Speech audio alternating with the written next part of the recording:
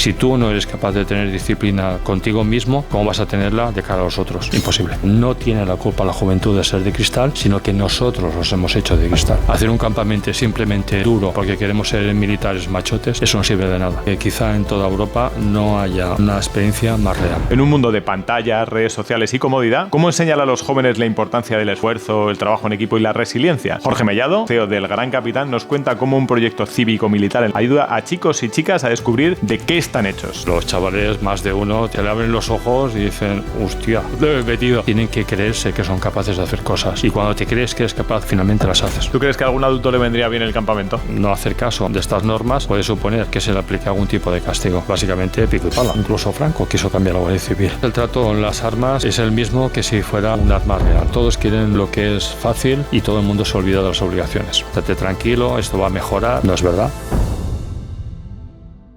¿Esta sociedad tiene que aprender de disciplina y respeto? Sí, porque nos han dicho que todo vale y que no hay consecuencia, no pasa nada y se ha perdido todo esto. ¿Qué beneficios tiene en una sociedad la disciplina y el respeto? Considero que en España hemos perdido muchísimas reglas y muchísimas obligaciones a las cuales tenemos obligación de atender, y si te hago la comparación con otros países a los cuales he viajado a Países Bajos, he viajado a la zona rural de Alemania, y básicamente la diferencia que hay entre la cultura de estos países y la nuestra es la educación. La educación y el respeto.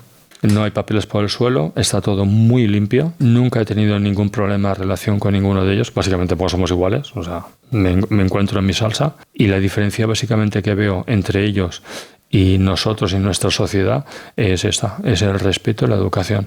Pero tanto a nivel de pueblo como a nivel intermedio y también a nivel de gente que está al cargo del gobierno, de ayuntamientos y de estancias más altas hasta el gobierno finalmente. Es otra sociedad. Y nosotros vivimos en la sociedad que vivimos, pero antes era otra sociedad. Antes aquí había una serie de costumbres con respecto a la parte militar. Estaba la mili. ¿Tú cómo ves que países como Alemania estén promoviendo el recuperar la mili? Pues lo veo como una... A ver, en su caso lo veo como una necesidad. Ocurre que Alemania, la última noticia que tuve es que iba a invertir 100.000 millones en rearmarse y actualizarse. También es cierto que ellos tienen muy en frontera una posible eventual contienda. Y claro, aquí en España también se ha hablado de hacer una mayor inversión, que también es necesaria, pero todo el mundo se olvida del elemento humano, que finalmente todos aquellos carros de combate, los aviones, los drones, finalmente quien los maneja y quien los utiliza son personas. Claro. Entonces, ¿qué ocurre? Que, claro, si no resulta atractivo el mundo militar a los aspirantes y los chavales no tienen dónde escoger, y pues el servicio militar obligatorio es una manera de tener personas mínimamente preparadas para poder afrontar una contienda. También en Ucrania, por ejemplo, hoy en día quien está luchando son, aparte de gente que viene de fuera, que son contratados, también están luchando gente que son reservistas o gente mayor. Entonces, en el caso de que haya una contienda, si no tienes la población mínimamente preparada, es que no vas a tener capacidad de hacerle frente. ¿Una eventual guerra sirve aparte para algo más el hacer el servicio militar? Bueno, yo creo, mira, el servicio militar, yo hice el servicio militar voluntario en la Guardia Civil. Yo creo que el servicio militar en general da un fondo de conocimiento de la realidad en el mismo país de diversas culturas. Aquí en España tenemos diversas regiones y diversas características por el territorio, que está bien que exista y debe respetarse. Y también nos iguala a todos como sociedad. En el servicio militar, en otra época, teníamos al señor que era de clase de baja y al señor que venía, al recluta que venía de clase alta o de clase media, y se juntaba un empresario que hacía el servicio militar junto con el empleado de una gasolinera y el señor que estaba limpiando en una fábrica, y nos igualaba a todos. Y nos enseñaba respeto, a buenas o a malas, pero nos enseñaba respeto, cosa que hoy en día no está ocurriendo. El silencio y la soledad. ¿Tú crees que es bueno en una sociedad en la que estamos con las pantallas, no estamos solos? ¿Es bueno el promover no estar con pantallas y estar solo y en silencio? Yo creo que es bueno y es necesario. De hecho, antes de empezar el podcast te he estado comentando que durante el viaje he aprovechado mucho con la inteligencia artificial. En este caso era un diálogo conmigo mismo y usando una herramienta de hoy en día pero yo creo que es bueno. Y mira, una oportunidad para estar solo y en silencio es hacer deporte. Yo creo que es necesario. ¿Cuántas veces paramos al cabo de la semana a ver qué estamos haciendo? O seguimos rodando la rueda del hámster y no paramos a ver si lo que estamos haciendo vale la pena, nos llena, tiene sentido, o sería mejor hacer otras cosas. Quizá fuera mejor hablar con el vecino que no me saluda y normalizar la relación, o con aquel familiar que por una tontería banal hemos perdido relación, o quizás esforzarse en hacer alguna cosa para ganar competencia en nuestro trabajo y progresar y sentirnos más realizados. Pero para eso hay que parar. No podemos seguir, ¿verdad? O seguir con la rueda del trabajo, que finalmente nos mata y nos quema, o con la rueda del ocio y cosas vacías que finalmente no nos dan nada. Yo aprovecho en el deporte para parar, y también en los viajes. Los viajes es buen momento para pensar. Se habla mucho en las empresas del trabajo en equipo, de cómo trabajar en equipo, pero digamos que en la parte militar el equipo es fundamental. Imprescindible. ¿Cuáles son las bases de un buen trabajo en equipo? Como dice mi mujer, el pescado se puede ir por la cabeza. Entonces, lo fundamental es que el estilo de mando sea un estilo de mando que permita y que anime y que sepa extraer lo mejor de la gente que tienes a tu alrededor.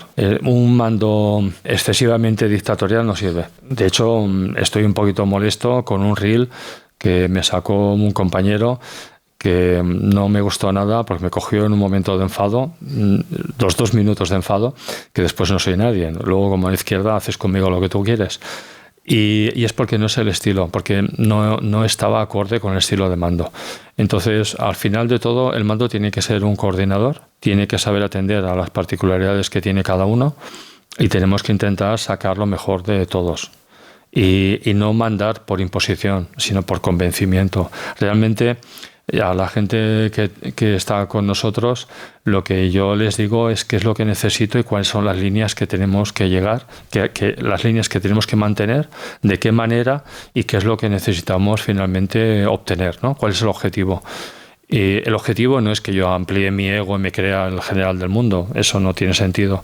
El objetivo es que salga un campamento lo mejor posible, de la mejor calidad que se pueda, que los chavales estén contentos y que el resultado sea realmente bueno, y que siempre con la intención de que y con el sentimiento que todo es mejorable, pero que lleguemos a un nivel que digas, bueno, pues hemos conseguido hacerlo bien y no hemos tenido excesivos errores.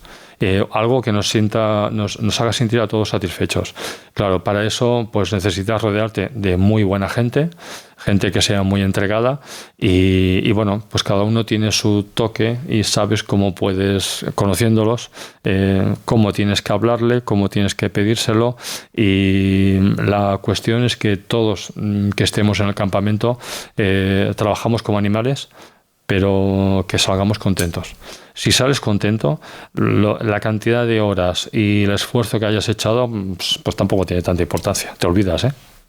Un amigo militar me dijo que estuvo aquí en la Academia General Militar y que cuando hizo la instrucción, tenía un capitán, que es el que hacía su instrucción, me dijo, la relación que se va gestando con esa persona es increíble, porque es una persona que te está puteando, hablando mal durante mucho tiempo, okay, pero el amor, respeto y confianza que le tienes es brutal.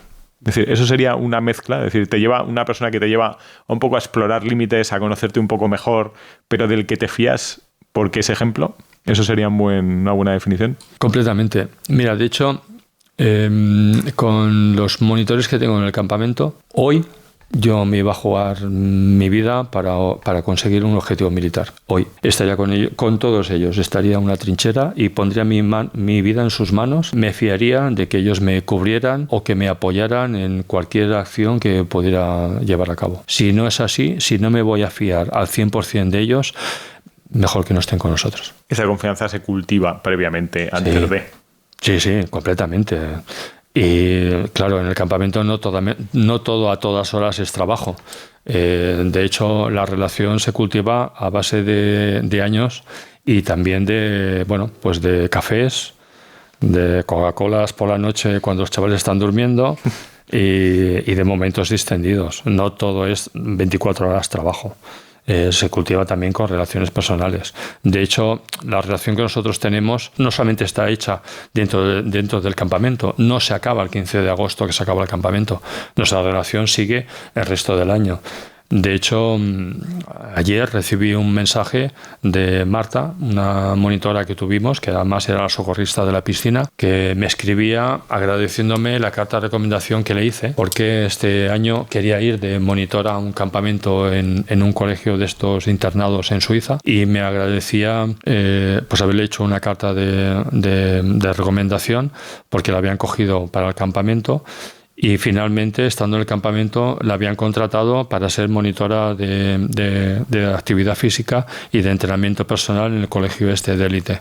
Y de hecho, bueno, estaba viviendo en Suiza, la han hecho fija y bueno, pues ahí está. ¿Qué le dirías a un chaval que te está viendo para que a una chavala que se anime a ir al campamento del Gran Capitán? Si le atrae el mundo militar y si le atrae el mundo policial y cree que puede ser su vocación o simplemente quiere experimentar esa experiencia, yo creo que no solamente en España, sino que quizá en toda Europa no haya una experiencia más real. Que requiere esfuerzo, como todo en la vida, pero vamos a vivir una vez en la vida, así que vamos a ser un poquito intensos y vamos a disfrutarla. Posiblemente te conozcas mucho más de lo que te conoces cuando sales del campamento, ¿no? Sí, porque has visto un poquito hasta dónde llegas.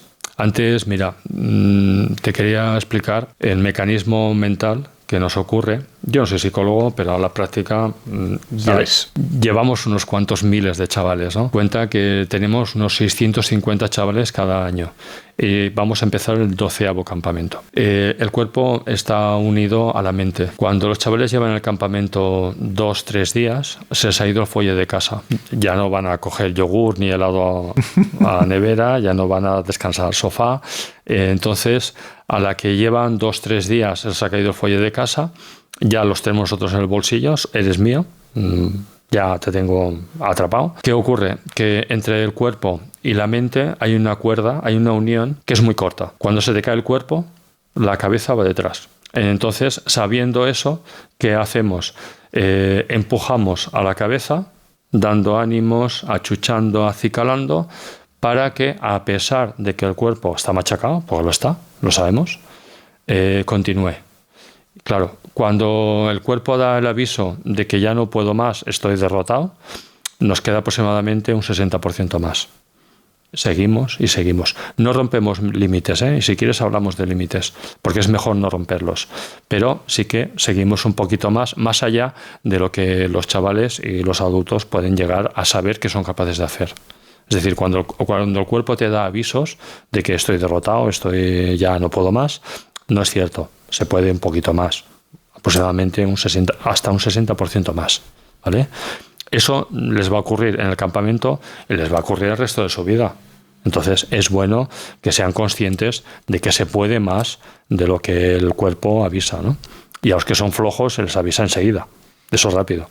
¿Es bueno explorar los límites y llegar a los límites? Sí, no rompan los límites. Yo he visto por ahí alguna propaganda que dice vamos a romper tus límites. Bueno, mi consejo es que no. Y lo digo con conciencia, porque yo me rompí mis límites en su día, cuando estaba en academias, y ocurre que cuando tú has roto demasiado tus límites, el cuerpo ya no avisa.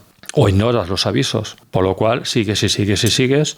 Y bueno, yo soy capaz de estar conduciendo, el récord lo tengo en 1.650 kilómetros en un día. O sea, yo me he plantado de aquí a Polonia en un día. ¿Qué ocurre? Que esa rotura de límites, el cuerpo ya no te avisa o ignoras esos avisos. Si continúa en el tiempo, vas a acabar con agotamiento físico. Cuando yo estaba trabajando plenamente de laboralista por 28 años en la provincia de Barcelona, yo estaba en un estado, trabajaba cada día 12-14 horas y cada mes y medio tenía fiebre cerca de 40, tenía muchísimo frío y temblores. Eso era agotamiento. Si hubiera ido a un hospital me hubieran ingresado. Entonces yo ya sabía, porque había roto los límites hacía muchos años y sabía lo que era. Y cuando caía en esto, bueno, una vez has caído, ¿eh? Necesitas 2-3 días de comer correctamente, de dormir y de tomar paracetamol para calmar el dolor y calmar la fiebre. y al cabo de 2 o 3 días vas saliendo de ese agotamiento crónico, solamente dormir y descansar, y puedes continuar. Entonces eso no es deseable para los chavales. Está bien que sepan que pueden un poco más, pero nosotros no rompemos límites. No lo quiero, es que no es nuestro trabajo. ¿Cómo fue el inicio del Gran Capitán? ¿Cómo te dio la idea? ¿Cómo promoviste esa idea? Pues la idea fue que yo llevé a mis chavales, porque lo eligieron, yo tengo 2 hijos varones, fueron a un campamento que ya no existe, que estaba antes en la provincia de Murcia, y bueno, yo el primer año los llevé, el segundo año me pidieron consejo, pues que como yo tenía un despacho de abogados y tenía algún problema con los vecinos porque hacían mucho ruido y estaba en una zona urbana, y estuve durante un año aconsejándoles de cómo tratar con los vecinos, y bueno, finalmente conocí a algún monitor, y en una conversación al cabo del segundo año, en el mes de noviembre, surgió la idea. Y bueno, yo soy un poquito rápido. Surgió un miércoles, jueves busqué por internet lo que entonces era internet, que era mucho más sencillo que ahora. Busqué finca y me encontré el sábado viendo la finca, y el domingo, pero así, de un miércoles a un domingo, dando la paga y señal, y al año siguiente ya estaba el campamento en marcha. O sea, de hecho fue un pim pam, sin pensar mucho, fue muy rápido. ¿Y qué te enseñó la Guardia Civil que aún conservas? Normas de conducta. La Guardia Civil tiene una cartilla de la Guardia Civil que es emblemática, que se confeccionó en su fundación hace ya muchísimos años, y es como una columna vertebral para una vida recta y respetuosa. Entonces la cartilla de la Guardia Civil yo la llevo desde el momento que ingresé, la llevo muy interiorizada y me sigue regiendo. Entonces está redactada con lenguaje bastante antiguo, pero es una guía de educación. Completamente, de educación, de respeto y de personas pues con una cierta contención y personas con un saber hacer que realmente es un ejemplo de vida. Y eso yo procuro y me esfuerzo en mantenerlo. ¿Hay mucho de valores de la Guardia Civil en el Gran Capitán? Completamente. De hecho, el Gran Capitán es una copia de lo que pudiera ser la Academia de Baeza en sus inicios. Literal. Yo estaba en la Academia de Baeza cuando aún estaba en construcción. Y realmente es una copia de ello. Cuando estamos en el campamento, todos los años, me gusta preguntarle a los monitores qué hay aquello que desentone. Y la respuesta es no hay nada que desentone. También porque si hay alguna cosa que no se ajusta a la actualidad, me lo van apuntando. De hecho, por eso los monitores son quien son.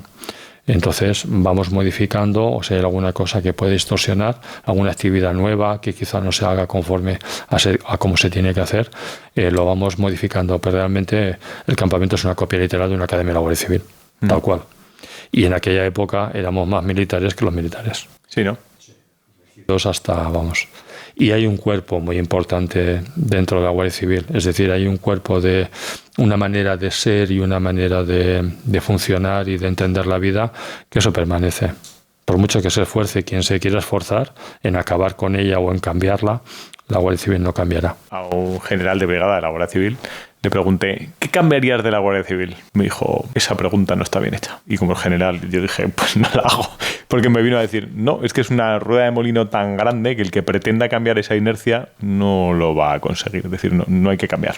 Es que hay un sentimiento íntimo, hay una manera de ser muy especial que no la vas a cambiar. Eso es. Es decir, claro, es un colectivo muy grande de personas, que puede ser alguno que sea díscolo, que desentone, que salga de... Alguno lo vemos en redes sociales, que dices, bueno, si todo esto lo podemos normalizar. No hace falta que salgas en una cuenta diciendo tu orientación sexual, si es que nos da igual. Lo aceptamos completamente, como otro cualquiera, ¿no? Sin más ni menos. Pero aparte de cualquier de esas manifestaciones o algún díscolo, quizá alguna manzana podrida, el grueso mantiene la misma dirección desde la fundación. Es que no vamos a cambiar nada. Y está bien que sea así. Pero es que ha habido intentos de cambiar la Guardia Civil, no solamente gobiernos de una tendencia, sino la otra también. Hasta incluso Franco quiso cambiar la Guardia Civil y tampoco lo conseguía. Entonces, si él no lo consiguió, que tenía todo el poder, ¿quién va a conseguirlo? Es muy complicado. ¿Qué intentó cambiar Franco de la Guardia Civil? Quiso en su momento acabar con ella. Quiso hacer una policía más, digamos, más adicta al régimen en su momento, que no lo era completamente, Hay una falsa leyenda por ahí que dice que la Guardia Civil, no, la Guardia Civil se mantuvo siempre del lado de la ley y el orden. Y esto sigue en la actualidad. Y yo creo que eso es invariable.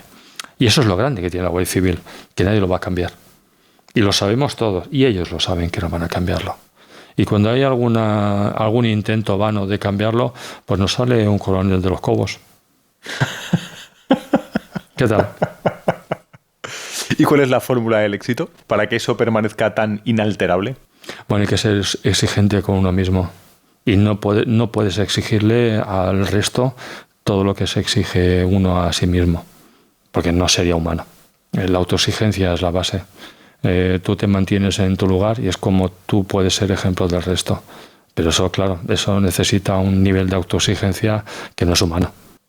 Tú has conocido, por razones personales, has conocido Ucrania antes y después de la guerra. Sí. ¿Has estado en Ucrania en guerra? Sí, 2 veces. ¿Cuál es el ambiente en estos momentos en Ucrania donde has estado? Yo estuve en el mes de abril de este año, ¿Sí? La última vez, y estuve en el mes de octubre del año anterior.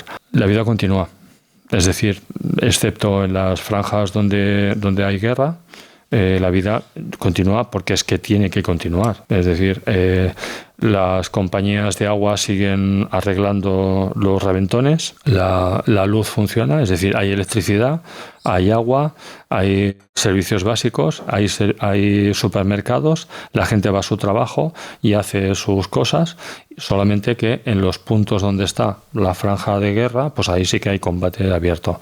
En el día a día, pues tienes alarmas de ataque aéreo 24 horas, de día y de noche. Y caen bombas y van cayendo a la población civil y se habla poco. Pues está cayendo todos los días. Que hay una parte muy grande de los cohetes que lanzan, ellos le llaman rockets. Que los cohetes y los drones que caen, pues hay una parte muy importante que el sistema antiaéreo los elimina, pero te caen cascotes y algunos de ellos pues no pueden eliminarlo y finalmente cae contra edificios de población. Eso es el día a día. Al principio iban a los refugios, hoy en día oyes la sirena de día y de noche y dices, bueno, pues que caiga donde caiga. ¿Qué vas a hacer? No vas a estar corriendo todo el día.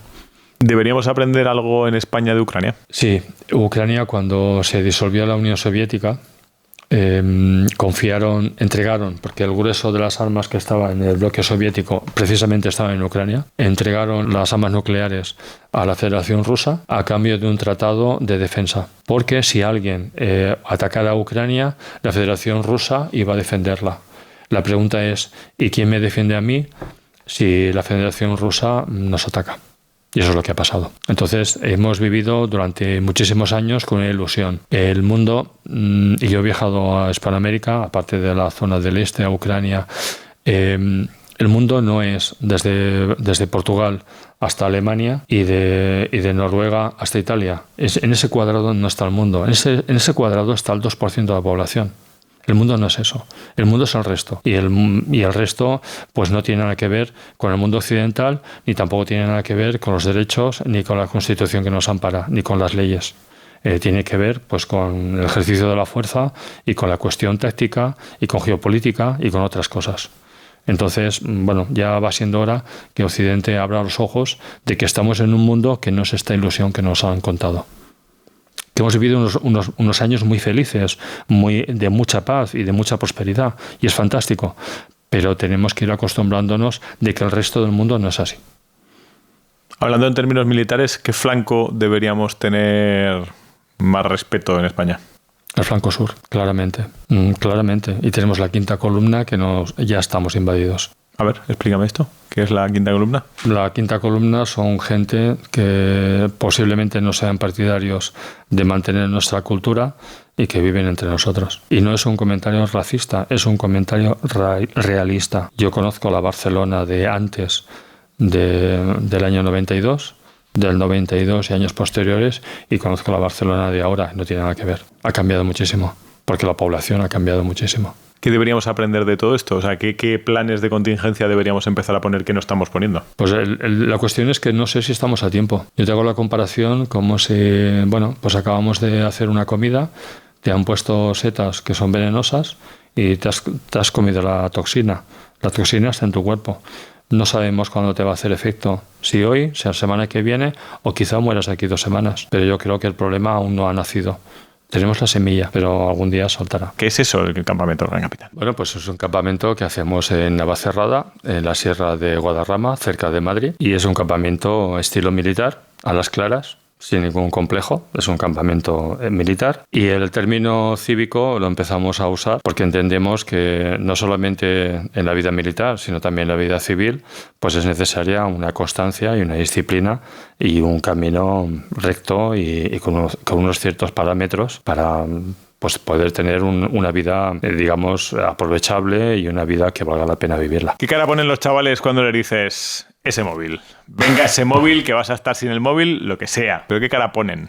El cambio de estar en casa y ver que el campamento te puede gustar a llegar allí es muy grande. Habitualmente cuando llegan allí, claro, ellos se piensan que es un campamento normal y corriente y entran en un cuartel rotundamente organizado, donde todo está balizado, donde los vehículos aparcan donde se les indica y donde todo está, pues claro, todos los monitores están uniformados, conectados con radio, ven la bandera, ven todo lo que hay por allí y empiezan a ver cómo se mueven y cómo se dirigen los monitores.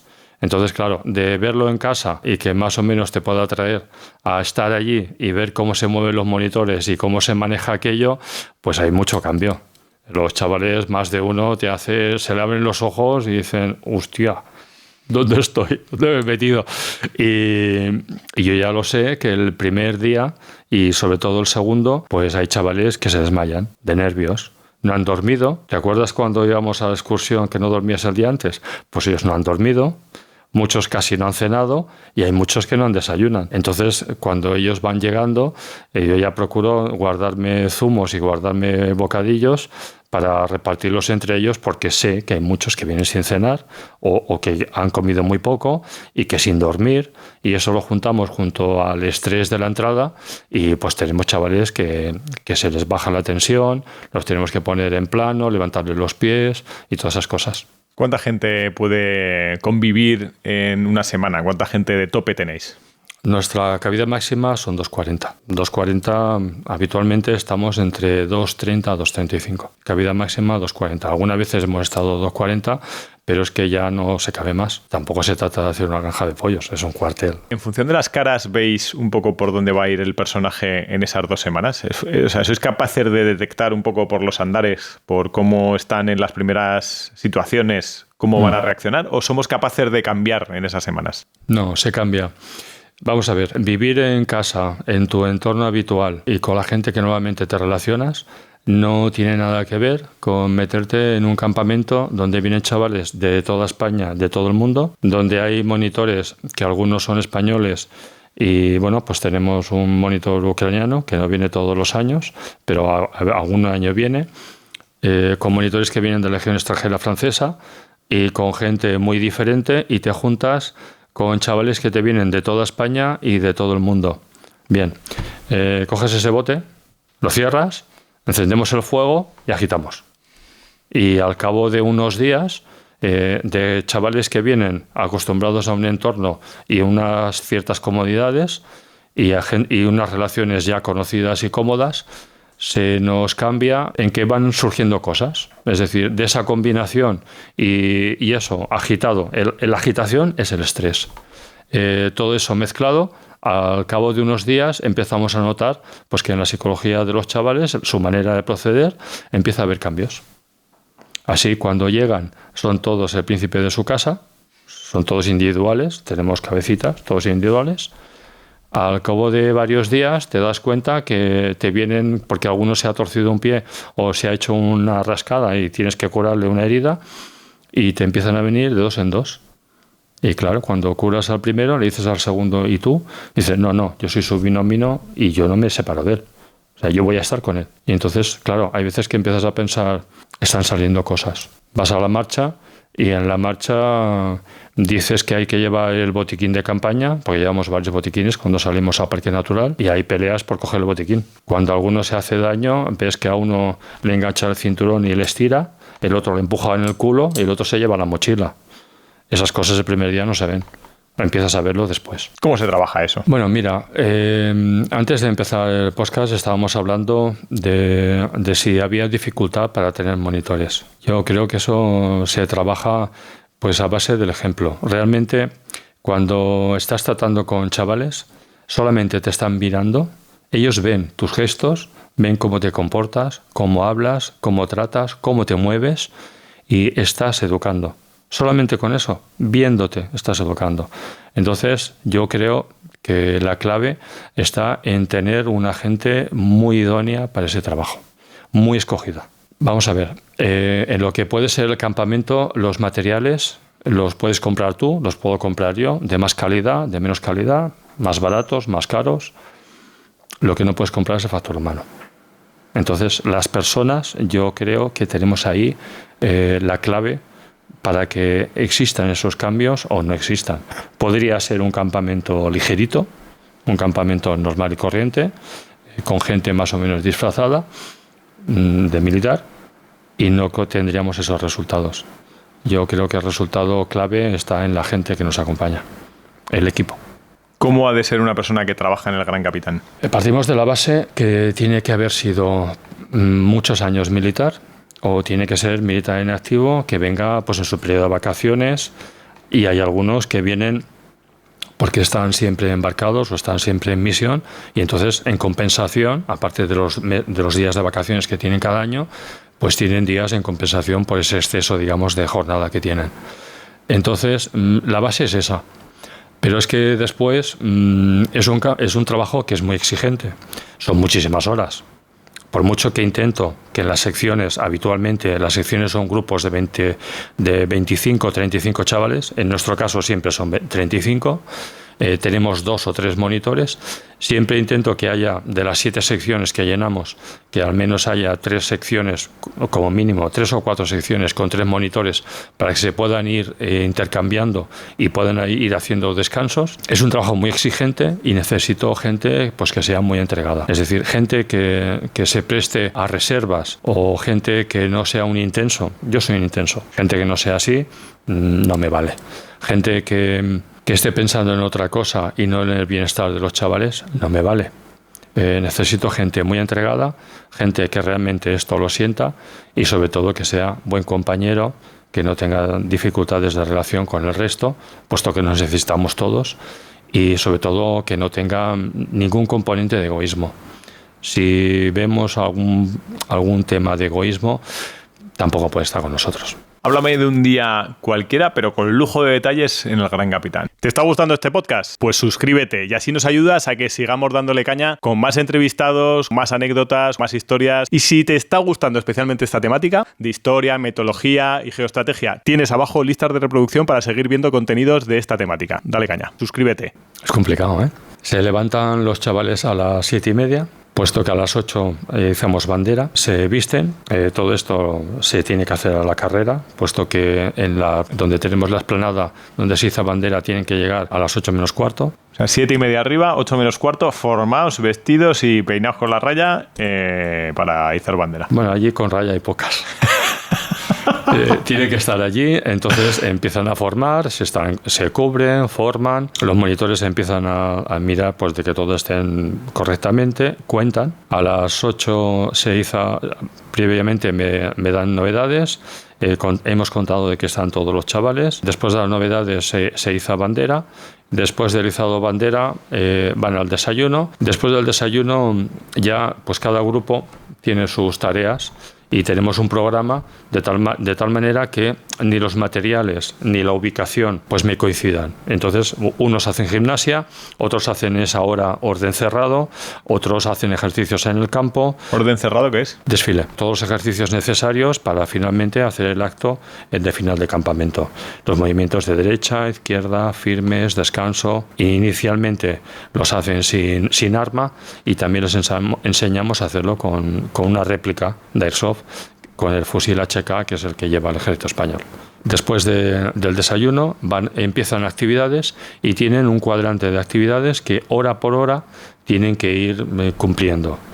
Todo eso, toda la mañana viene siendo bastante intensa. Hacemos un parón a las 11 hasta las 11:30 para comer el bocadillo.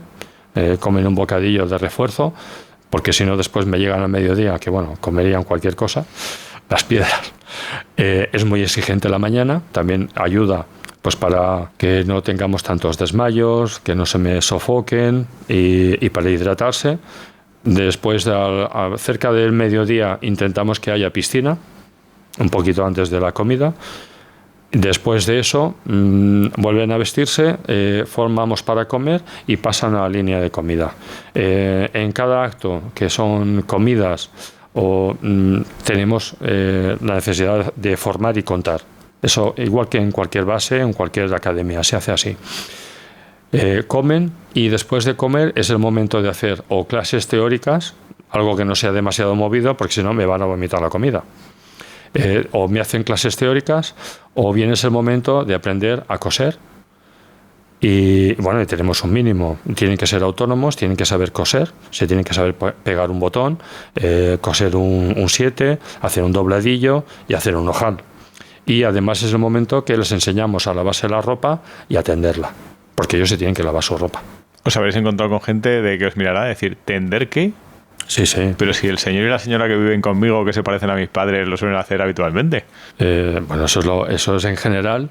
Y también nos hemos encontrado con chavales que la maleta no se la han hecho ni ellos. Se les ha hecho la criada, la señora que ayuda en casa. Y también chavales que saben más que nosotros. O sea, nos hemos encontrado de todo. Sí, chavales que también son autónomos y han provocado. Completamente, sí. El primer día no es un poco el ejército de Pancho Villa, cuando hacéis la diada a las 7:30, todos van un poco despavoridos porque no lo han hecho nunca, formar. No lo han hecho nunca. ¿Cómo se forma cuando no has formado en tu vida? Lo que ocurre es que, claro, cuando entran el primer día, entran desde las 9 de la mañana hasta la 1:30 aproximadamente. Desde el momento que entran ya tenemos a los cabos, que son chavales que son repetidores, que solamente entran mientras que ya se les ha hecho la ficha, se les ha registrado en el ordenador, se les ha mirado el equipaje, se ha desinfectado todo. En el momento que han pasado todo ese trámite, no están vagueando, ya están aprendiendo a movimientos de firmes, y están ya aprendiendo. En ese primer momento. Ya. Desde el primer instante. O sea, allí ya tenemos previsto en la entrada que tiene que haber monitores al cargo y aprovechamos de que tenemos repetidores para que vayan enseñándoles a los chavales a cómo funciona todo esto. De hecho, nosotros hacemos la admisión, imagínate un 18 de julio, que es el día que normalmente entramos, hacemos la admisión de los 240 o 230 chavales por la mañana, en una mañana todos estos. Queremos que todos estén para comer al mediodía y es que a la tarde a las 4 empezamos a dar el uniforme. A las 6 hemos acabado de dar el uniforme a los 240. Una vez dado el uniforme, los repetidores, nos apoyamos en ellos, les enseñan pues cómo se pone la guerrera, cómo se pone la boina, cómo se ponen los pantalones, las botas. Claro, nosotros solos no damos para todo eso. ¿Cuál es la jerarquía? ¿Tenéis una jerarquía allí bien marcada?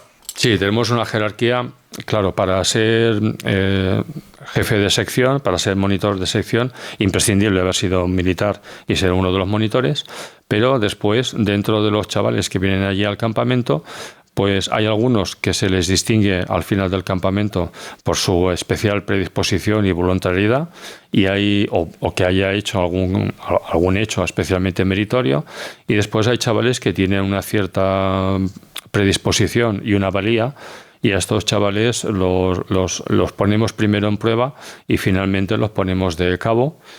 Tenemos cabo primero.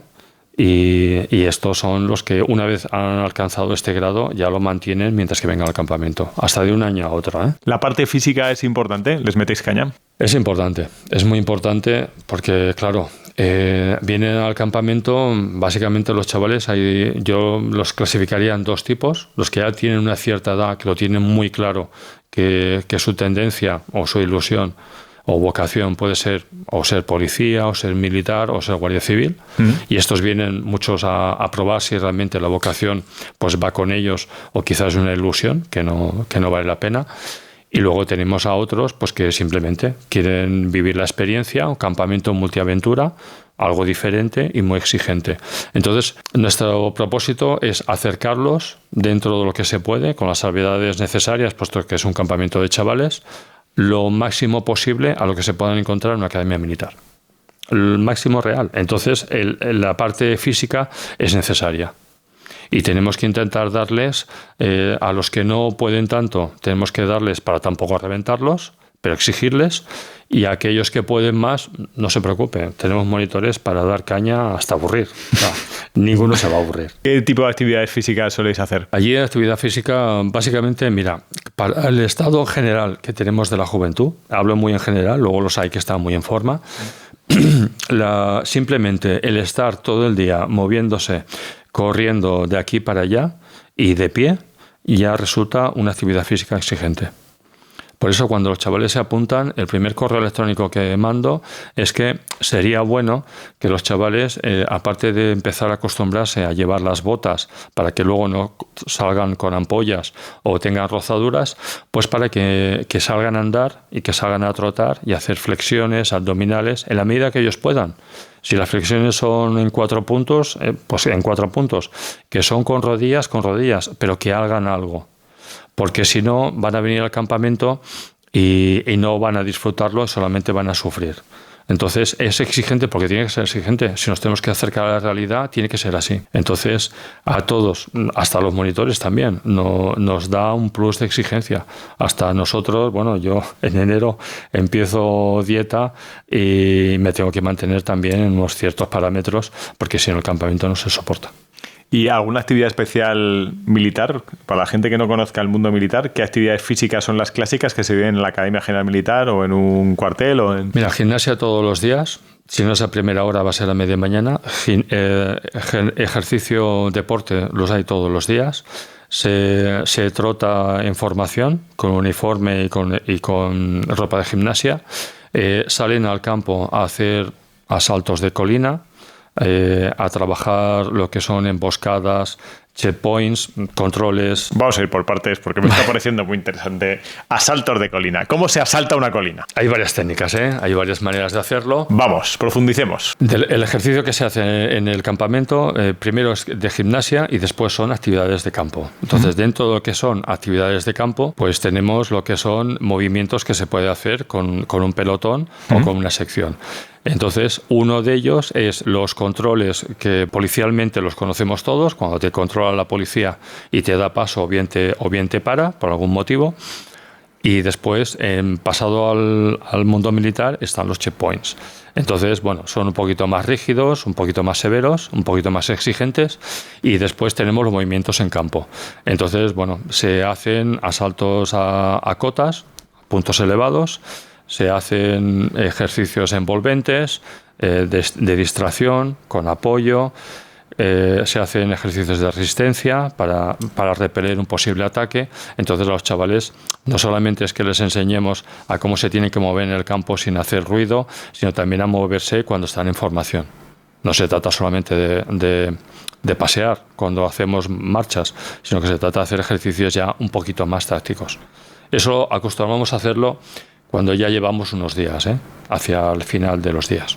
¿Cuántas técnicas diferentes habrá militares que podáis enseñar en el campamento del Gran Capitán? Pues mira, bastantes, porque tenemos las réplicas de Airsoft, que nos dan mucho juego. De hecho, tenemos un contenedor marítimo donde nosotros guardamos las réplicas, es nuestra armería. De hecho, el campamento es una copia, lo máximo que se puede, a un campamento militar real. Y con ello les enseñamos tiro, no solamente tiro en puesto fijo, en diversas posiciones, tanto tumbado, de pie, de rodilla, sino que también cuando ya estamos un poquito en los últimos días, hacemos tiro dinámico. Entonces, bueno, ponemos a lo largo de un camino, en diversos lugares, ponemos latas y con ellos aprenden a moverse, a cubrirse detrás de árboles, detrás de rocas, obstáculos y a practicar ataques. Entonces, bueno, movimientos tácticos dentro del tiempo que tenemos, que es bastante exiguo, porque al final de todo el campamento se ofrece en semanas, son 4 semanas y pueden escoger una semana, 2, 3 o hasta 4. Yo siempre recomiendo que vengan una semana, puesto que puede ser muy exigente y si no funciona, pues mejor que no contraten más que eso. En todo caso, si alguien quiere continuar, siempre puede hacerlo, damos esa posibilidad. Y entonces, claro, en ese tiempo, pues aprovechamos al máximo todo lo que nos da. Entonces, al principio empezamos con el tema de tiro, movimientos en el campo, cómo reducir silueta, cómo pueden parapetarse detrás de obstáculos naturales. También practicamos lo que es el combate en población y cuando estamos ya al final empezamos ya con tiro dinámico. Ya vamos un poquito más allá. La emboscada, hablabas de la emboscada, ¿eso cómo se practica? Bueno, sí, hacemos emboscadas dentro de lo que también se puede, ¿no? Y es más, el día antes del final de cada semana, básicamente la toma de la colina la hacen los chavales contra un grupo de monitores, porque allí, claro, tenemos una finca de 42 hectáreas, hay muchísimo espacio, tenemos 3 montañas dentro de la finca. Y lo hacemos, los monitores son los que un grupo de monitores están defendiendo una de las cotas, una de las colinas, y son los chavales los que, dirigidos por otros monitores abajo, intentan conseguir tomar la loma. ¿Por qué es importante hacerse la cama todos los días? Hablas sobre el vídeo del coronel de los Navy SEAL. Pues mira, yo creo que es una cuestión de hábito. Si eres ordenado en tu vida, yo creo que tenemos que empezar con los primeros detalles. Es decir, hacerte la cama, los zapatos, ir con la ropa limpia, ducharse todos los días, llevar las uñas impolutas, es un tema de costumbre. Para mí la vida es un todo, es un pack. Si algo en tu vida está desordenado, en mi opinión, arrastra el resto de ámbitos de tu vida. La vida es una. No puede ser que en tus hábitos de vida tengas unos hábitos desordenados el fin de semana, te salgas de borrachera de fiesta y el resto de la semana seas válido para el trabajo o los estudios. Yo creo que es un todo. Entonces, es un ejercicio mental, un ejercicio de ti mismo, y si tú no eres capaz de tener disciplina contigo mismo, ¿cómo vas a tenerla de cara a los otros? Imposible. Entiendo que habrá gente que esté más acostumbrada a la disciplina porque lo ha vivido en su casa o lo ha vivido de forma más natural, y habrá gente que viva muy lejos de la disciplina. ¿Cómo habrá gente que se resista a la disciplina? ¿O no? Bueno, se resisten quizá los primeros días, o también tengo que decirte que en el campamento todo tiene consecuencias. Es decir, nosotros tenemos unas reglas, además en el PDF informativo advertimos muy bien de que tienen que mantener una obediencia a la normativa que se hace en el campamento, a las órdenes y las directrices que marcamos, y el que no hacer caso de estas normas puede suponer o bien la expulsión o bien que se le aplique algún tipo de castigo. Castigo que es básicamente pico y pala. A ver, ¿cuáles son los castigos pico y pala? Hay el subirse al corrají, porque tenemos una loma que le llamamos al corrají, es subir corriendo, está bastante empinado, hacer flexiones. En algunos casos hacer un pozo de tirador a pico y pala, que no se muere nadie. Con la seguridad necesaria, tienes un compañero, un monitor que te vigila, con tu chambergo, tu gorro de campo, bidón de 25 litros Hurricane de agua, tu pico, tu pala, tus guantes, nada malo puede pasar. Que te canses, bueno. Además, cuando alguien incumple alguna norma o falta respeto, sobre todo, tengo la costumbre de cogerlos y decirles, mira, tú eliges, te mando con tus padres o acatas el castigo. Y normalmente acatan el castigo de manera voluntaria. ¿Se abandonan algunos? Mira, sí, abandonan, pero nosotros intentamos de que no abandonen. Porque el campamento tiene que suponer un reto para todos, lo supone, y un chaval que haya abandonado para mí es un fracaso. Es un fracaso para mí, es un fracaso para sus padres, y él mentalmente se siente fracasado. Entonces, mira, sea 15 días, sea 3 semanas o sea una semana sola, el campamento debe acabarse. ¿Que tenemos intentos de abandono? Siempre, hasta el primer día tenemos intentos de abandono. ¿Qué hacemos? Pañitos calientes, venga va, que no has visto nada del campamento, estate tranquilo, esto va a mejorar. No es verdad, siempre empeora. Esto empeora. Ya vas. Lo único que ya estás más curtido, no pasa nada. Sí, ya estás acostumbrado. También es diferente sufrir tú solo que sufrir en grupo, se hace más llevadero. Es verdad, ¿no? Sí. Sufrir tú solo, eres un pringao, pero cuando ves que el resto hay alguno que lo pasa peor que tú, pues casi ayuda, ¿no? Claro. Entonces, los primeros pañitos calientes los hacen los monitores. Cuando los monitores ya no se ven capaces, entonces me los mandan a mí y yo soy el que da el último chute de empuje y vamos a ver qué podemos hacer y alguna vez les dejo que llamen a los padres unos minutos para que los padres se unan a mí y entre todos consigamos que continúe, pero eso habitualmente es un impasse, ¿eh? Muy pocos finalmente se van. Y bueno, pues ese momento de debilidad yo creo que lo hemos tenido todos y podemos tenerlo, y lo que necesitamos muchas veces, y yo creo que es parte ya de nuestro trabajo y ya es esperable, pues que los chavales tengan momentos de debilidad y que haya alguien que lo abrace, que le coja del costado y le diga: voy a ir contigo, me vas a poder ver en cualquier momento, cuando tú quieras, te vamos a acompañar, pero vas a superarlo. Y en el 95% lo superan. Y después, cuando han pasado ese periodo de adaptación, que normalmente son 2-3 días, se alegran de no haberse ido. No, mira, a los chavales lo que no podemos hacer es ayudarles a que flojeen y acompañarles a que tengan puntos negativos. Tienen que sumar. Los chavales tienen que creerse que son capaces de hacer cosas. Y cuando te crees que eres capaz de hacer cosas, finalmente las haces. Yo creo que es parte de nuestro trabajo. Nosotros tenemos que acompañarles. Hacer un campamento simplemente duro porque sí, porque queremos ser militares machotes, eso no sirve de nada. Tenemos que ayudar a los chavales a que acaben el campamento y que esto lo superen. ¿Qué va a pasar en el futuro si intentan ser militares y en la primera academia se van a ir en el primer mes? Van a entrar en un trabajo en la vida civil y porque hay un encargado, un jefe que le mira de mala manera, o simplemente porque no los conoce y es un poquito hostil a los nuevos, se van a ir. Vamos a ir sumando puntos negativos en su vida. Eso es posible. Nosotros no estamos para eso. ¿Te han llamado padres después del campamento y decir: qué milagro ha sobrado, Jorge? Sí, me han llamado, sí. ¿Qué suelen decirte? Suelen decirme que han notado un cambio muy grande, que sí, efectivamente, que se hacen en la cama, que ayudan en casa y que se han puesto mucho más duro con los estudios.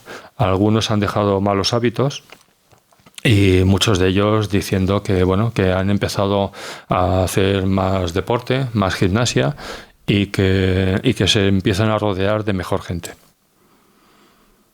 Todo eso yo también tengo que decirte que no lo logra una persona, lo logra un equipo. Entonces, lógicamente yo lo que hago es que todos los mensajes, y hoy en día hay 1000 maneras de recibir mensajes, lo comparto con los compañeros. Porque yo creo que ellos son, imprescindibles. Somos una pieza solamente. ¿Cómo se planifica el trabajo de 29, 30 personas, los que estéis de monitores? ¿Cómo se coordina el trabajo? ¿Cómo os organizáis? ¿Previamente? ¿Durante? Claro, la dificultad que tenemos es que cada uno está destinado en un punto de España. Claro. Algunos están en misión mientras que se prepara el campamento y han venido hace poco tiempo. Entonces, tenemos un par de grupos de WhatsApp, uno que es, digamos, más general, donde tengo una ventana bastante amplia de monitores, y tengo otro grupo donde está ya básicamente muy específico lo de trabajo de este año. Entonces, vamos hablando algunas cosas y el día que llegan allí, siempre llegamos un día antes, y en un día montamos literalmente lo que es una finca de campamentos normal y corriente, la transformamos en un cuartel. Entonces, en ese día nos da tiempo para distribuir y montar todo el material y organizarnos. Y entonces es cuando hacemos las primeras reuniones para comentar cosas sobre el trabajo. De todas maneras, al final del inicio de la del arriado de bandera por la noche y al principio de la mañana, siempre tenemos una reunión y comentamos los temas del día y problemas y ponemos cuestiones para solucionar aquello que tengamos. Te preguntaba antes por el móvil, pero ¿qué uso se le da al móvil de los chavales? ¿Pueden utilizarlo en algún momento? ¿Cuáles son las...? El móvil, cuando llegan al campamento, se mete en una bolsa de congelado, se le pone el nombre, junto con el cargador, se apaga, se pone en una caja y se queda ahí hasta el cabo de 3 días habitualmente, que pueden llamar después de cenar para explicar sus penas a... Y hasta dentro de otros 3 días no se vuelve a sacar del cofre. Y hasta dentro de 2 o 3 días no pueden volver a llamar. Los padres siempre me pueden llamar, siempre que quieran. Y además yo estoy allí a todas horas y dispuesto a cualquier cosa que puedan necesitar. Pero los chavales solamente lo usan pues, para hablar con casa unos minutos y ya está. Suficiente. ¿Algún chaval te ha llegado o a una chavala te ha llegado a agradecer, decir, ostras, el móvil, me lo he quitado? O eso no se va. Decir, uy, el móvil, qué alegría. No se va. De hecho, luego lo retoman, ¿eh? Sí, eso no hay manera, ¿no? Sí, no, el móvil no hay manera. Lo que pasa es que, bueno, pues que está bien descubrir que hay vida sin el móvil. Eso es. Y que es posible hacer otras cosas que no sea eso, ¿no? Además, tú imagínate, estamos en una finca que pertenece al Parque Natural de Guadarrama. Y claro, es un lugar maravilloso, enorme, 42 hectáreas, que tenemos naturaleza impresionante y, hombre, hay muchísimas cosas mejores que hacer, ¿no? Tenemos un sitio espectacular, hay muchísimas cosas mejores que hacer que ver pantallas. ¿Cuál es la lección más importante que deja el gran capitán a un asistente? Yo creo el sentimiento de que una persona no es nada, de que formamos parte de algo. Y por eso te comentaba antes que vienen todos que son individuales, son los príncipes de su casa, lo más importante del mundo, siempre se miran su ombligo, y cuando salen de allí yo creo que se han dado cuenta de que hay muchas más cosas y que una persona sola no es capaz de hacer casi nada. Es un fugaz destello. ¿Cómo encajan los chavales que les manden? En general bien porque, claro, hombre, así de pronto que te venga un monitor, que además se nota, que te venga un monitor y te mande y te diga qué se tiene que hacer de las maneras que ellos tienen, hombre, se hace bastante complicado revolverse, ¿no? Digamos que confianza... No, pero no porque intimiden. No, porque saben mandar. Claro, es que ver a alguien que te viene en monitor, pues que igual ha venido de misión de Somalia. Te hablo de un caso real, ¿eh? Este año uno de los compañeros me dijo, Jorge, es que yo no he ido a mi casa desde octubre y estábamos en julio, ¿eh? Y digo, pero... Dice, no, dice, he estado en Somalia de misión, cuando he acabado de Somalia he venido aquí, me han dicho que te vas de escolta al Sebastián Elcano, porque claro, va al barco de la princesa, pero va una fragata detrás. Me han desembarcado en Cartagena y he venido aquí a Madrid a hacer el campamento, aún he ido a mi casa desde octubre. Entonces, que una persona así te sugiera o te mande alguna cosa, pues hombre, a mí me causa mucho respeto. Como que te lo mande, pues el caso de un compañero que es legionario de muchísimos años, una persona además que tú la ves delgada, solamente es nervio y venas, y que requemado por el sol, alguien que ha estado en la bandera de operaciones especiales de la BOEL muchísimos años y que te diga, chico, venga, ayúdame que vamos a hacer esto. Yo no me veo para resistirme. ¿Hay tiempo para que los monitores hablen de sus experiencias militares? ¿Es común? Sí, es común porque, claro, estaban conviviendo con ellos 24 horas. Es un trabajo muy exigente, que son muchas horas, y entonces, claro, da tiempo para todo eso. Entonces también los chavales preguntan. Y preguntan qué ha hecho usted en el mundo militar, y pues hay cosas que los monitores explican y hay otras que no. Hay otras que no se pueden explicar. No, y que es mejor, a lo mejor, no explicar a chavales en ciertas cosas por la dureza de las situaciones o por ciertas circunstancias. Es mejor que no. No, aparte, claro, yo te he hablado de 2 ejemplos de monitores que tenemos y, bueno, te puedo explicar la experiencia. Hemos tenido de monitor allí con nosotros, pues a Barán, que ya no está entre nosotros, murió de cáncer hace un año. Que había estado luchando en Ucrania, estuvo luchando junto a los peshmergas contra Estado Islámico y bueno, para mí era un hermano y bueno, si él tuviera que explicar experiencias es mejor que no. ¿Al final los chavales son capaces de sentirse orgullosos de haber formado parte del gran capitán? Yo creo que se sienten orgullosos de haber formado parte y no poco, ¿eh? Y explican cosas. Antes de venir a grabar el podcast he aprovechado, lo sabes, para ir a ver a un compañero que tiene una tienda de artículos militares Y el comentario que me ha hecho es que vienen chavales a comprar cosas para ir al campamento y que hablan maravillas. Y yo le tengo que comentar, digo, ¿y eso qué es duro? Dice, no, pero es igual, eso también lo dicen, que es muy duro, pero están encantados, o sea, y quieren volver y que el año que viene vuelvo y que pasaré antes por aquí, y que me llevaré alguna cosa y no, me consta que es así. ¿Hay guardias? ¿Tocan guardias? Hacemos guardias cuando están durmiendo en el campo, porque una vez a la semana mínimo duermen en el campo y al raso, sin tienda ni nada, con saco de dormir y con esterilla, y entonces sí que tienen que hacer imaginaria. Nos propusimos que hicieran imaginarias y hicieran guardias. Lo que ocurre es que, claro, si el día para los monitores es muy extenso y es muy duro, si encima ponemos guardias a los chavales, necesito monitores que vigilen a los que hacen guardia. Y entonces es aquello de el vigilante del vigilante del vigilante es el no acabar. Entonces yo creo que ya pensé que era abusar de los compañeros de una manera gratuita y prefiero que descansen y lo den todo durante el día, y así que solamente lo hacemos cuando salen a dormir al campo. ¿Cuál es la experiencia que más suele impactar a los chavales? ¿Cuál es el ejercicio, la actividad que más impacta? Yo creo que les impacta bastante porque el día antes de acabar la semana hacemos los juegos cuarteleros. Yo creo que ese día ves realmente el resultado del campamento. Estamos a un día de acabar, muchos de ellos se van al día siguiente, después del acto en homenaje a la bandera, y ahí estamos viendo la entrega, cuando se animan de uno a otro y cuando se ayudan para hacer esa actividad de los juegos cuarteleros. Ahí es cuando realmente yo creo que ellos ven que son algo más de cuando entraron, que no conocían a nadie. ¿En qué consisten los juegos cuarteleros? Los juegos cuarteleros básicamente son ejercicios muy parecidos al CrossFit, ejercicios que se hacen en un cerrado de CrossFit.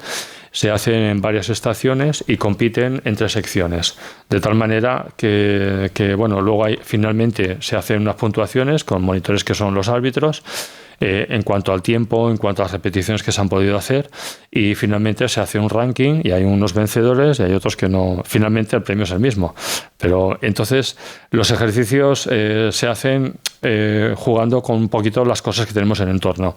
Con cuerdas hacemos la pista americana, se marca el tiempo.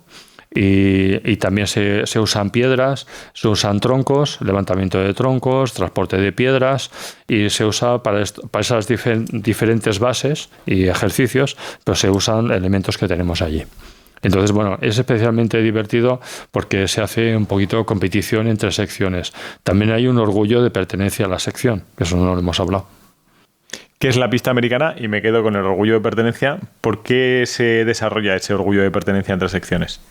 Ocurre que en el campamento tenemos un programa mínimo que se tiene que cumplir, es decir, hay unas actividades que tienen que hacerse, y como que los monitores vienen cada uno de diferente arma o de diferente ejército, de una manera natural, que yo ahí no me meto porque es un tema de química, es un tema de sinergia entre ellos se agrupan entre 2 y 3. Y finalmente tenemos la sección de infantería marina, porque los monitores pertenecen a infantería marina, la sección legionaria, porque son gente que pertenece a la legión, tenemos la sección que pertenece a la brigada paracaidista. Entonces, ¿qué pasa? Pues que cada sección tiene, digamos, aparte de lo que se hace comúnmente y con todo el resto de secciones, tiene siempre unos toques o tienen un especial regusto a esa procedencia de los monitores. Entonces, claro, la legionaria desfila de diferente manera que puede desfilar de infantería marina. Y también hay una parte de ejercicios que hacen diferentes. Es decir, los que vienen de la sección legionaria es más trabajo de campo seco. Los que vienen de infantería marina se han metido en una poza llena de agua y se han rebozado chorreando, ¿no? Porque infantería marina básicamente es agua. ¿Qué se les enseña con respecto a las armas, esas armas que tenéis en la Almería? Para nosotros el trato con las armas es el mismo que si fuera un arma real. Entonces se tiene que tener respeto. Realmente las réplicas de Airsoft que nosotros tenemos en Almería se venden con licencia de juguete. Es decir, se las compramos a un mayorista y la licencia de actividad es la misma que un juguete. Lo único que a los chavales, el daño real que pueden hacer, más allá de los ojos, pues puede ser una picazón que se te pasa, y si es a muy corta distancia te puede llegar a hacer un poquito de herida, pero no va más allá. El peligro son los ojos. Entonces, todo y ser lo que son, que hay gente que juega fin de semana con eso, nuestro trato siempre es como si fuera un arma de verdad. Entonces, como arma real, tenemos que tener cuidado de poner seguro, de no apuntar hacia otros compañeros y de hacer todas las cosas con una cierta seguridad. Porque hoy son réplicas, pero mañana pueden ser armas de verdad. Puede estar cazando, o puede estar en el ejército, o puede estar haciendo un ejercicio porque se ha hecho un viaje a Israel o a Polonia, que también los hay. Son muy diferentes los chavales de hace 20 años con respecto a los de ahora. Sí, porque la vida también ha cambiado mucho, ¿no? Estamos hablando en general, ¿eh? ¿Queréis conocer un poquito más cómo se cocina a morir de éxito? Pues meteros en la pestañita de comunidad, porque ahí hablamos precisamente de quiénes son los siguientes entrevistados, os preguntamos cuáles son las preguntas que tenemos que hacerles. Meteros en la pestaña y conozcámonos un poquito más. También hay chavales, hemos tenido chavales que son campeones de kickboxing y que son especialmente duros. Pero en general la vida también ha cambiado. Hace 20 y más años los chavales salían más a la calle. Ahora los chavales casi no salen a jugar a la calle y la protección es mucho mayor. También los padres somos diferentes, ¿eh? Es decir, yo a todos sitios donde voy y los comentarios que habitualmente oigo cuando hablo con padres hablan de la juventud, pero ninguno de los adultos asumimos la responsabilidad. Es decir, la juventud es así porque nosotros los adultos hemos permitido y hemos facilitado que sean así. Por eso está el comentario de la juventud de cristal y de cosas así, y es porque nosotros, los adultos, no nos hemos hecho responsables de ellos. Los hemos dejado solos ante el peligro y encima, además, los hemos hecho débiles. Y eso es culpa de mi generación. He hecho ya 59 años y es culpa de la generación posterior a la mía, que son los padres, básicamente, uno padre tardío, el otro padre más o menos en la franja reproductiva, de estos chavales que tenemos hoy adolescentes.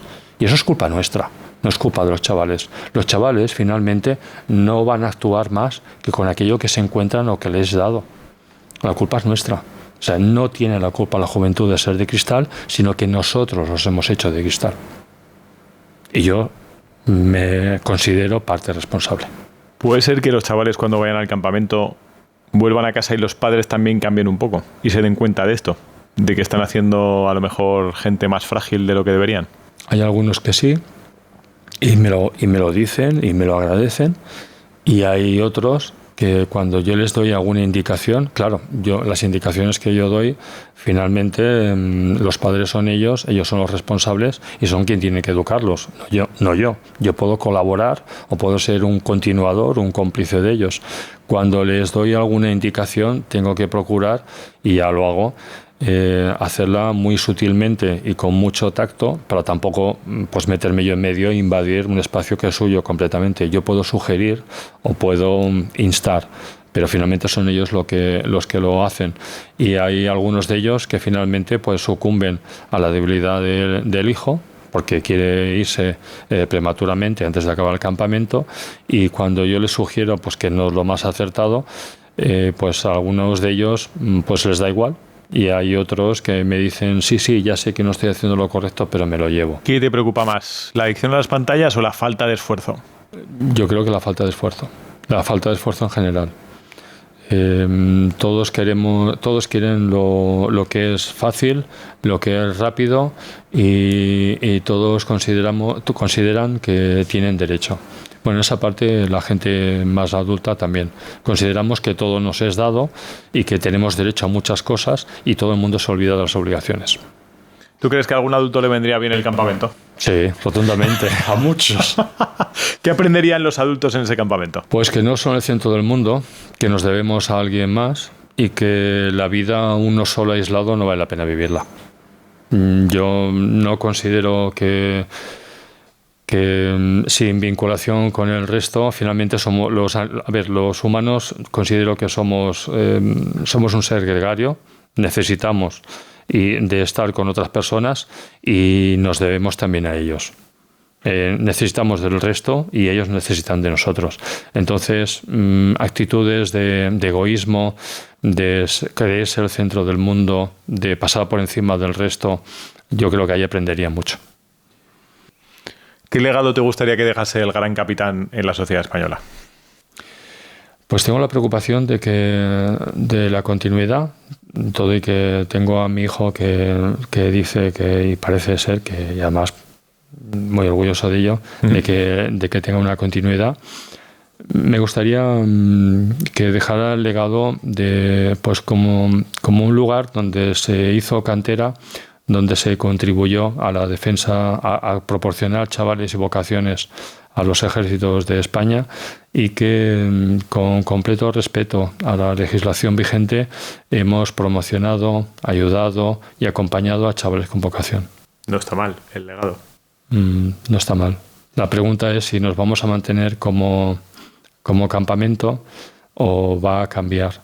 Y a fecha de hoy, digamos que la progresión a escuela militar no es viable en las circunstancias que estamos hoy en día.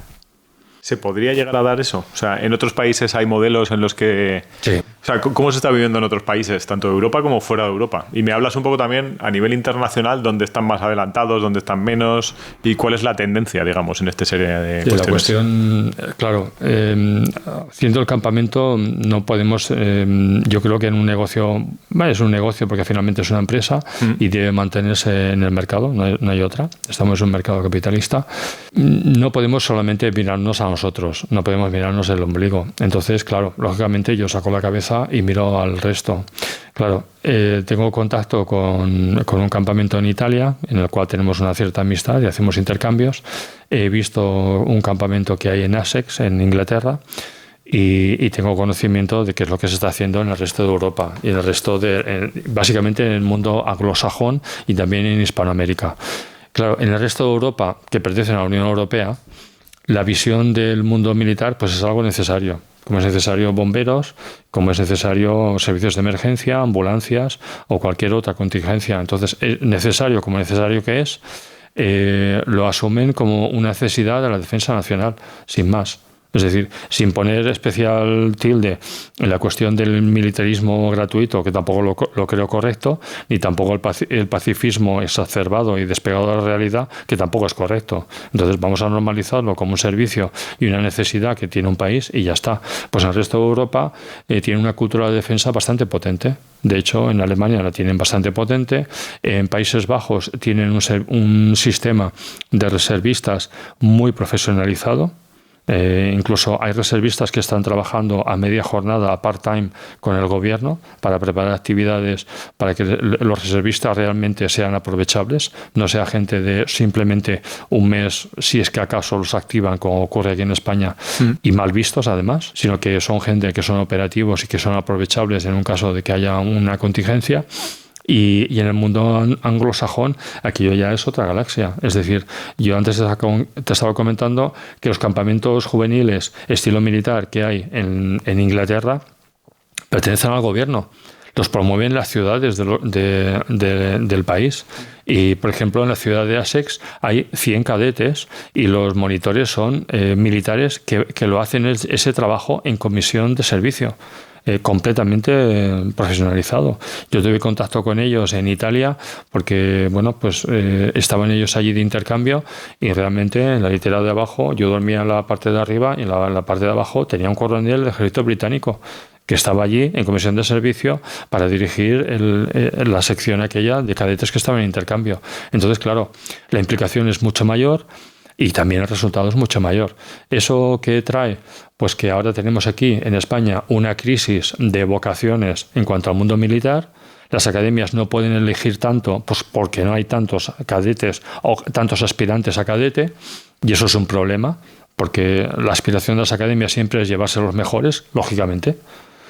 Y también hay una falta de chavales dispuestos a convertirse en militar de base, que es en tropa y marinería. Entonces, bueno, pues una de las maneras, y ahora sí que he abierto un melón bien grande, bueno, pues una de las maneras que podemos tener para eso suplirlo, aparte de cambiar las condiciones de trabajo y la perspectiva profesional de estos futuros militares, aparte de eso, pues quizás sea pues el crear cantera, que es una de las cosas que estamos haciendo nosotros. ¿Y Estados Unidos qué realidad tiene en este sentido? Estados Unidos es otra galaxia. Estados Unidos vence a Inglaterra y vence a todos. De hecho, yo tuve que hacer un informe hace 2 años para una chica que había venido al campamento 3 años con nosotros, porque le estaban ofreciendo hacer la carrera de biología dentro de la US Army y tenía el compromiso, una vez acabada la carrera de biología, de quedarse trabajando en la US Army durante 8 años, porque la carrera se la costeaba el ejército americano.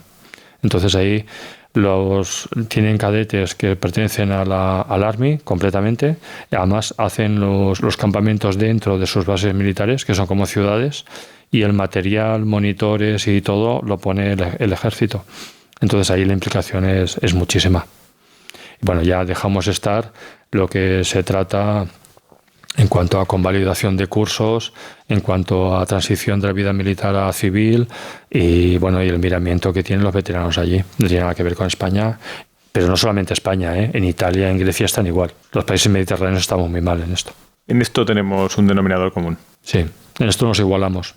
Si nos hemos comido las setas ya envenenadas y estamos ya en proceso pero si tuviéramos que hacer algo y tuviéramos algo de tiempo, ¿qué es lo que habría que hacer? Ojo, recordatorio, todos los domingos a las 4 de la tarde tenemos una nueva entrevista de Morir de Éxito, con historias sorprendentes del éxito, con gente que ha encontrado su propósito a través de planes de acción y medidas reales. Nada de cuentos, no te lo pierdas. Pues quizá integrar. Lo único es que, claro, tú puedes intentar integrar y sobre todo pido, por favor, que no se me tome por racista. Estoy hablando de culturas, no estoy hablando... A mí me da igual. Hemos tenido nosotros en el campamento y tendremos, si Dios quiere, chavales de todas las razas y me da igual. Yo finalmente lo que veo es la persona. Claro, si nos viene una avalancha de personas de otra cultura que no es similar a la nuestra, es más, quizá en algunos casos es hasta antagónica, pues la dificultad de que se asimilen y que se integren con nosotros pues es muy dificultosa. Y a mí me da miedo de que estalle un conflicto y que, bueno, pues que tengamos el enemigo en casa. Podría pasar. Nos encanta en Morir de Éxito conocer un poco más a los entrevistados de manera personal y utilizamos una herramienta que se llama la línea de la vida, en la que tenemos la línea de, fíjate, coincide casi con la edad que me has dicho, que me expliques 2 momentos que han sido jodidos, 2 momentos fastidiados con los 2 puntos rojos y 2 momentos de satisfacción, alegría, orgullo, como quieras llamarlo, de tu vida, por conocerte un poco más. Mira, operación de espalda a los 30 años, hernia discal L4S1, por lo cual tuve que salir de la Guardia Civil. No pasa nada, tomo Efelergan y voy tirando, no hago mucho caso. Y echo de menos alguna vez, sobre los 30 y echo de menos algunas veces el seguir siendo laboralista, sí, sobre los 55. Y momentos maravillosos, bueno, nacimiento de mis hijos, un poquito más de los 30. Y lo que ya fue, bueno, el colmo, hace 2 años que mi hijo ingresó en la Academia General Militar. Esto fue... Fue como un resultado de lo que... O sea, como una recompensa, ¿no? Sí, pero quien se lo merecía fue él. De hecho, yo nunca le he animado a ser militar. Él lo he vivido en casa, porque en mi casa pues, siempre ha tenido normas. Ha sido un cuartel, literal, pero con mucho cariño. Y nunca se ha impuesto nada. Y hace pues 4 años, al acabar un campamento, le dije ¿qué quieres ser? ¿Quieres ser abogado? ¿Quieres ser ingeniero? Yo te apoyo en lo que tú... Estoy a la par contigo. Y me dijo, quiero ser militar. Le dije, soy oficial, y se enfadó. Me dijo que quiero ser oficial. Digo, pues si no te da la nota. Y bueno, se fue a la tropa, se presentó por promoción interna, no aprobó, se fue a un patronato, estuvo 1 año estudiando solamente para la posición y finalmente a la segunda vez pues aprobó. Y entonces, bueno, yo creo que muy merecido el ingreso. Vale, le damos la enhorabuena. Sí, desde luego. Pero quien se lo merece es él, ¿eh? No yo. Claro, para mí fue una alegría muy grande. Aquí damos un consejo al siguiente entrevistado que no conocer de nada. Y en este caso, el anterior entrevistado te dio un consejo que es el siguiente. Es Daniel Luengo, que es una persona que es experta en crisis existenciales y en vacíos existenciales. Madre mía. Y dice, oye, no intentes mostrar una imagen a los demás. Eres valioso. No hay nada que demostrar. ¿Qué te parece? Estoy completamente con ello. Completamente. De hecho, yo te iba a proponer el consejo de se vive una vez, sé todo lo intenso que puedas. La vida hay que disfrutarlo al máximo. De hecho, es lo que estoy haciendo ya ahora. Fíjate que he acabado el campamento el día 15 y creo que el día 20 ya había sacado el campamento 2026. Marcha. Sí, sí, no. Y he pedido las camisetas y el que me hace las camisetas me dice, pero Jorge, que faltan 11 meses. Digo, es igual. Tú Así ya las tengo. Ya tienes el pedido. Dice, bueno, pediré antes de que cambien de precio a final de año. Digo, pues venga, pídelas. Y he pedido la ropa también y ya tenemos todo en marcha. Es decir, sí, soy intenso. ¿La gente ya se puede apuntar al campamento del año que viene? Ya se pueden apuntar al campamento. Nunca ha sido tan rápido como este año. ¿Se están llenando plazas ya? Sí, creo que ya tenemos como 20 apuntados. Bueno. Tengo que mirarlo porque digamos que cada día va saltando alguna plaza, pero sí, tenemos unos 20 o así. Y bueno, y mañana a las 8:30 tengo hora intervención de armas, que bueno, esto es uno de los desvelos que tengo, pues de que no me falle nada, ¿no? De que todo funcione, y cuando creo que todo está funcionando, siempre estoy pensando, a ver, estoy en el Titanic, ¿dónde está el iceberg? Porque el desastre vendrá y hay que salvarlo. Entonces, mañana me voy a la intervención de armas, que hemos comprado CMS inutilizados para los gastadores, y siempre tengo en la cabeza el cómo puedo mejorar, introducir actividades, hacerlas un poquito mejor, y porque estoy convencido de que todo siempre es posible mejorarlo. Siempre es posible hacerlo un poquito mejor, un poquito. Así luego en casa me dicen que el campamento es mi niño tonto, ¿no? Pero bueno, estamos así. Que a todo el mundo le pido que traiga un objeto o algo con el que se siente identificado. ¿Qué has traído, Jorge? Pues mira, te he traído, le llaman bandera de percha, porque antiguamente los soldados solamente tenían una percha en la tienda de campaña para colgar su uniforme. Actualmente se llama bandera de mochila. Y es por el siguiente motivo, porque para mí la bandera, así como algunos digan que es un trapo, para mí es un símbolo. No se trata de lo que está hecho, es lo que significa. Significa la colectividad, la cultura y la nación española, y sobre todo me encanta el tema de no se puede, no existe, que además lo tenemos registrado, porque yo creo que podemos hacer muchas más cosas de las que nosotros somos capaces de creer. Entonces, a mí que nadie me diga que no se puede. No se puede, no existe. Cuando hayamos muerto vamos a ver qué no hemos sido capaces de hacer. Pero mientras tanto, vamos a hacerlo, vamos a intentarlo. Esto es un lema que te tomas en tu vida personal perfectamente, ¿no? Sí.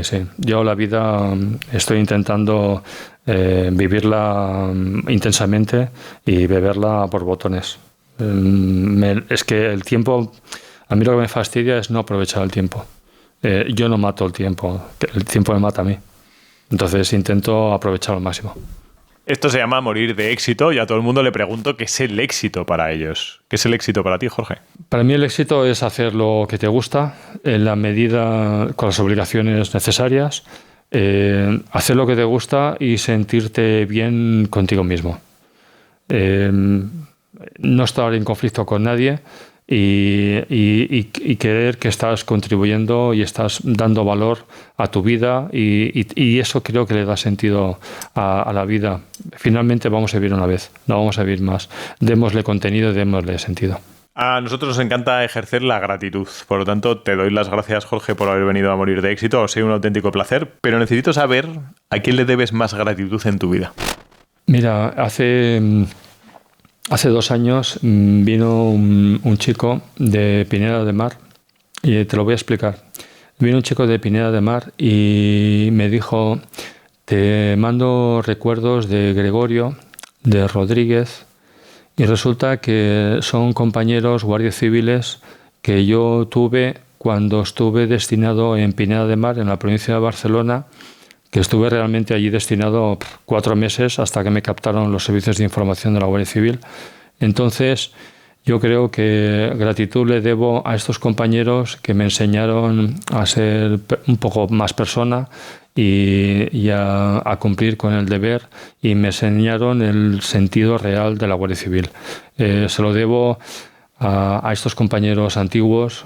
Ellos, con otro compañero que vino con el síndrome del norte, que tenía que vigilarlo porque el servicio de puertas de noche se subía encima de los árboles alrededor porque estaba afectado psicológicamente por el tema del norte.